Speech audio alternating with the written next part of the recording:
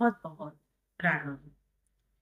सावन मास चल रहा है और अधिकतर लोग सावन मास में प्रभु भोलेनाथ की आराधना पूजा अवश्य करते हैं।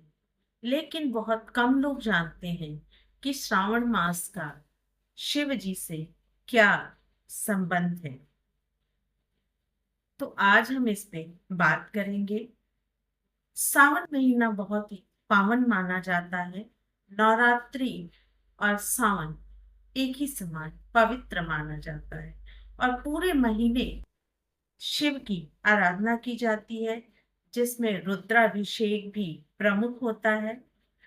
बिल्व पत्र यानी जो बेल होता है, बेल पत्र और भस्म चढ़ाने जैसी कई परंपराएं अपने अपने हिसाब से शामिल हैं। लेकिन एक सवाल उठता है कि ऐसा क्यों है?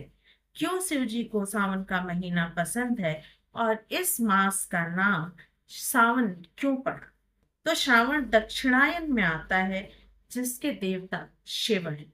इसलिए इन दिनों उन्हीं की आराधना शुभ फलदायक होती है। सावन के दौरान बारिश का मौसम होता है। पुराणों के मुताबिक शिव जी को चढ़ने वाले फूल पत्ते बारिश में ही आते हैं। इसलिए सावन में शिव की पूजा की परंपरा बनी है। स्कंद पुराण में भगवान शिव ने सनत्व कुमार को सावन महीने के बारे में बताया कि मुझे श्रावण बहुत प्रिय है। हर महीने की हर तिथि व्रत और हर दिन पर्व होता है। इसलिए इस महीने नियम संयम से रहते हुए पूजा करने से शक्ति और पुण्य बढ़ते हैं। अब एक सवाल ये होता है कि इस महीने का नाम श्रावण क्यों पड़ा? स्कंद और शिव पुराण के हवाले से जानकार इसकी दो वजह बताते हैं। पहली वजह, इस महीने पूर्णिमा तिथि पर श्रवण नक्षत्र होता है। इस नक्षत्र के कारण ही महीने का ये नाम पड़ा। और दूसरी वजह है, भगवान शिव ने सनत कुमार को बताया कि इसका महत्व सुनने के योग है, जिससे सिद्धि मिलती है। इसलिए इसे श्रावण कहते हैं। इसमें निर्मलता का गुण होने से ये आकाश के समान है, इसलिए इसे नभा भी कहा गया है।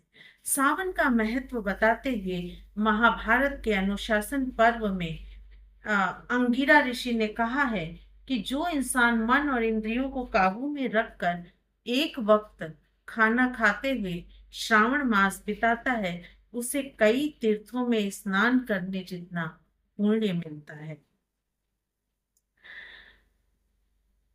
अब शिव जी को रुद्राभिषेक से प्रसन्न किया जाता है।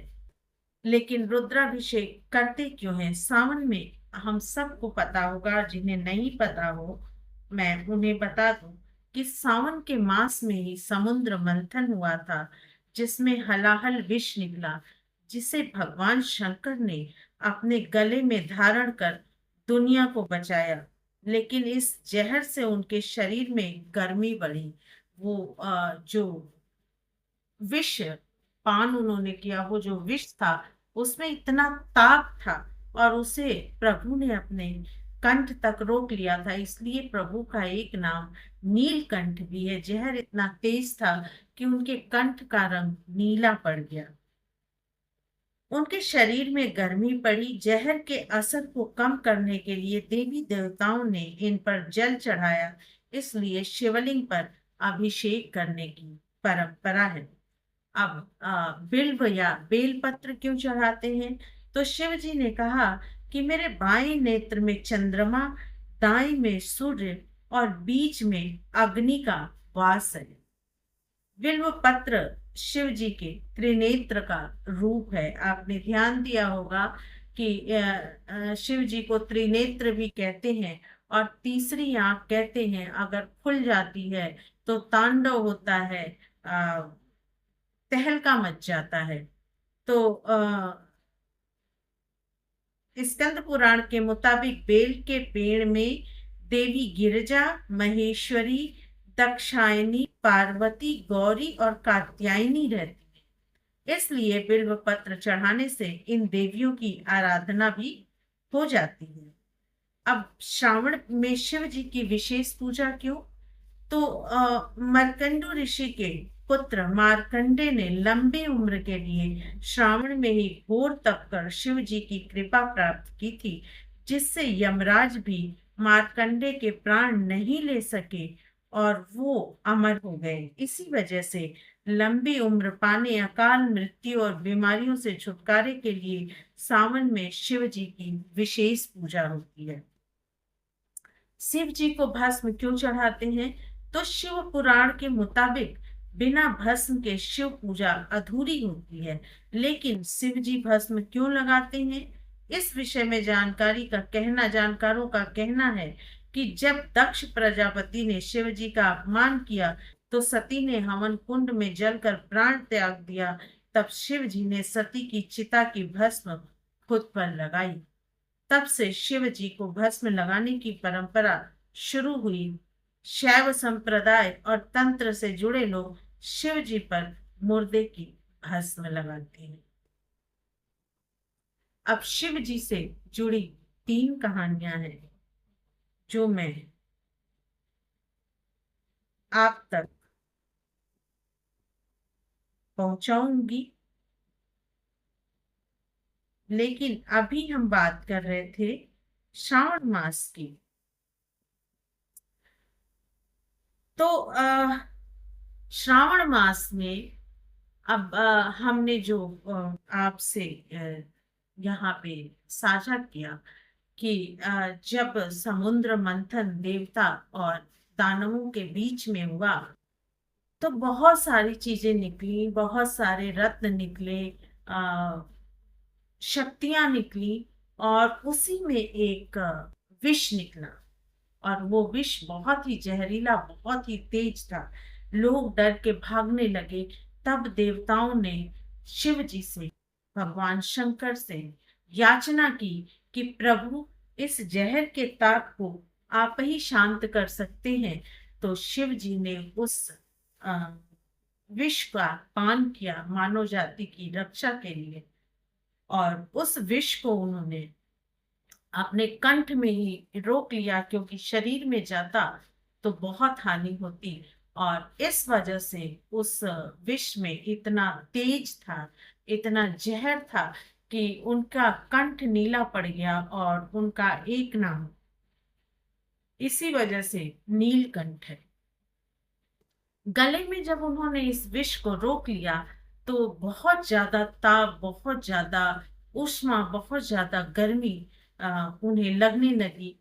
उस ताप को शांत करने के लिए देवताओं ने उनके ऊपर जल चढ़ाया। और तभी से ये परंपरा है शिव जी को शिवलिंग पर आ, जल चढ़ाने की। कहते हैं कि जल चढ़ाने से प्रभु प्रसन्न होते हैं।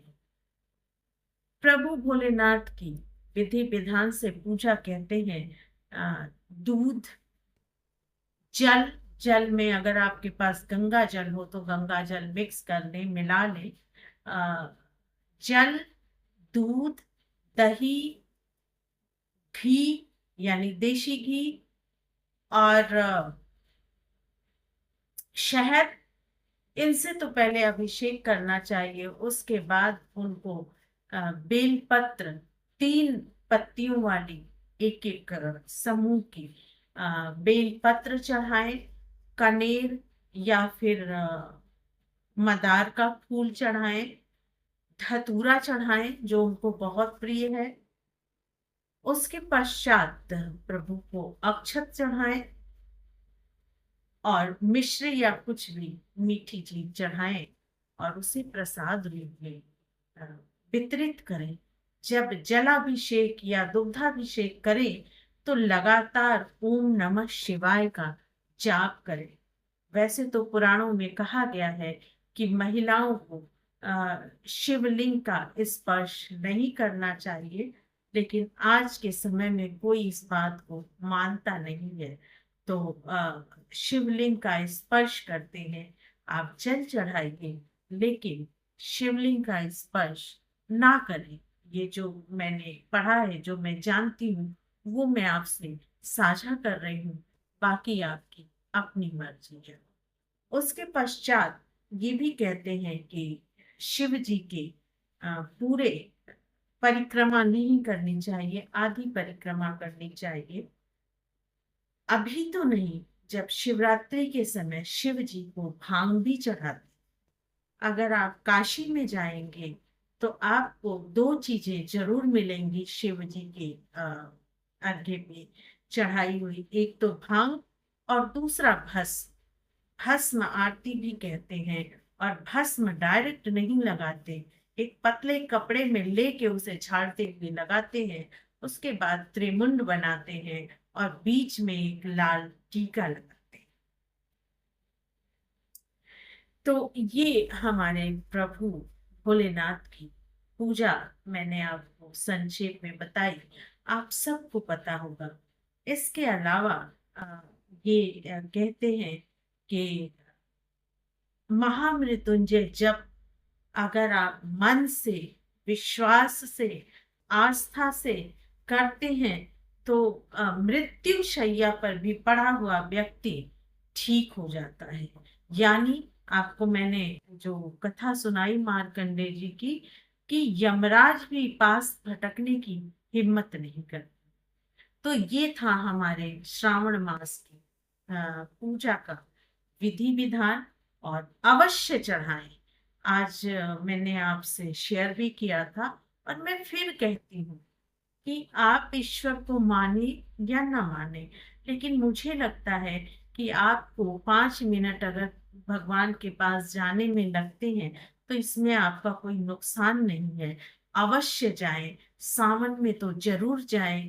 प्रतिदिन ना जा सके तो सोमवार को भगवान को एक लोटा जल अवश्य चढ़ाएं। और एक बात मैं और कहना चाहूंगी कि आज के समय में एक फैशन हो गया है, लोग पैकेट का दूध, पॉलीथीन का दूध लेते हैं और दही लेते हैं और भगवान के शिवलिंग के ऊपर ही फाड़ करके अर्पित करते हैं, या प्लास्टिक की बोतल में ले जाते हैं, या फिर मार्केट से बोतल का पानी खरीद के चढ़ाते हैं।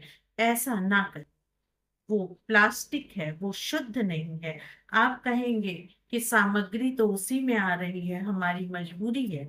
अगर आप अपनी आंखों के सामने गाय का दूध दुहा करके ले आए पात्र में तो वो बहुत बढ़िया है।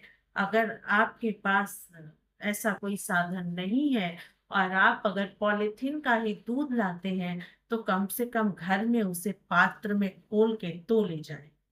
अगर आप बाहर हैं, कुछ लोग ये कहेंगे कि हम बाहर से बाहर ही पूजा करते हैं, तो जो आप 20 रुपए 25 रुपए में बिस्लेरी का बॉटल खरीदते हैं जलाभिषेक करने के लिए, तो उसकी बजाय आप एक पात्र खरीद लें, चाहे गिलास ही खरीद लें। और हर मंदिर में नल जरूर होता है, पानी की, जल की व्यवस्था जरूर होती है। आप वहां से जल लें और उनको अर्पण कर दें, उनका जलाभिषेक कर दें। और आप चाहें तो जो बर्तन आपने खरीदा है उसे वापस घर लाएं, या वहीं छोड़ दें, या किसी को दान कर दें।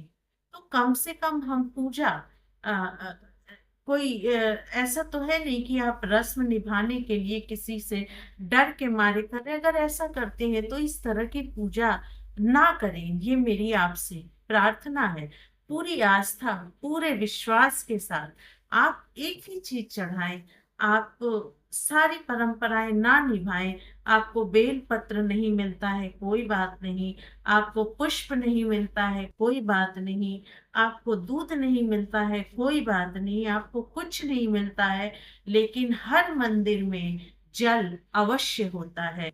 तो प्रभु का जलाभिषेक अवश्य करें, चाहे वो शिव जी हो या कोई भी भगवान हो। भक्त की भावना देखते हैं, आपके चढ़ावे की मुद्रा नहीं देखते, आपकी भावना देखते हैं। आप उनको करोड़ों का चढ़ावा चढ़ा दें, लेकिन आपके मन में भावना ही ना हो तो प्रभु वो पूजा स्वीकार नहीं करते हैं। और ये मैं बड़ी जिम्मेदारी के साथ आपसे कह रही हूँ, जितना मैं जानती हूँ। मेरे दादाजी जो थे वो मंदिर में शतचंडी का पाठ करते थे, और 2 घंटे वो मंदिर में जरूर गुजारते थे, सुबह और शाम। और शिव भक्त थे, हमारा परिवार शिव भक्त है। हमारे इष्ट देव शिव जी हैं। मेरे पिताजी भी रामायण का पाठ करते थे जरूर, और शिव जी की आराधना करते थे। सुबह 4 साढ़े 4 बजे उठ करके स्नान करके हम जैसा कि मैंने एक दो बार आपको बताया है, मैं बनारस की हूँ। तो मेरे पिताजी ने वहीं से शिक्षा ग्रहण की थी। और जो घाट है, मणिकर्णिका घाट, हरिश्चंद्र घाट, वो उनके कॉलेज के पास था। तो वो जाते थे, उनमें एक आध्यात्मिक रुचि थी, वो वहां जाते थे। और कहते हैं कि अगर आपको अ, बहुत सी चीजों से रूबरू होना है तो शमशान जाएं। शमशान में आपको जरूर ज्ञान होगा, आपको माया मोह से मुक्ति मिलेगी। अगर आप अपनी दशा से असंतुष्ट हैं कि हमें तो कुछ नहीं मिला, ईश्वर ने कुछ नहीं दिया, तो एक बार किसी भी चिकित्सालय में अवश्य जाएं, किसी भी थाने में अवश्य जाएं। आपको देख के लगेगा कि ईश्वर की आप पे बहुत कृपा है। भगवान जो करता है, हमें हमारे हिसाब से ही करता है। हम अपने कर्मों का लेखा जोखा नहीं रखते। हम सिर्फ भगवान पे सारा दोष मढ़ देते हैं कि भगवान ने हमें ये नहीं दिया, भगवान ने हमें वो नहीं दिया, भगवान ने पापियों को ये दिया, पापियों को वो दिया। ये समझने की बात है। देखिए, जो पीतल होता है उसकी चमक थोड़ी देर की होती है और बहुत ज्यादा होती है। जो सोना होता है, जो पारस होता है, जो पारस पत्थर होता है, वो आपको दूर से नहीं चमकता, लेकिन उसकी चमक हमेशा बरकरार रहती है। तो ईश्वर पे भरोसा रखें। ईश्वर जो भी करते हैं हमारे भले के लिए ही करते हैं। वो आपकी इच्छा से नहीं करते, वो आपकी भलाई के हिसाब से करते हैं। तो मन ही मन में आप कोई भी संकल्प लें। सावन का महीना चल रहा है, 2 सोमवार निकल चुके हैं, 3 सोमवार बचे हैं। पूरी आस्था और विश्वास के साथ प्रभु को कम से कम जलाभिषेक करें और उनसे प्रार्थना करें। तो आज के लिए इतना ही। प्रभु भोलेनाथ सकल जगत का कल्याण करें और हमारे सभी परिचितों को वो अपना आशीर्वाद प्रदान करें। तो एक बार अवश्य बोलें, पार्वती पते हर हर महादेव। बोलो सियावर रामचंद्र की जय। पवन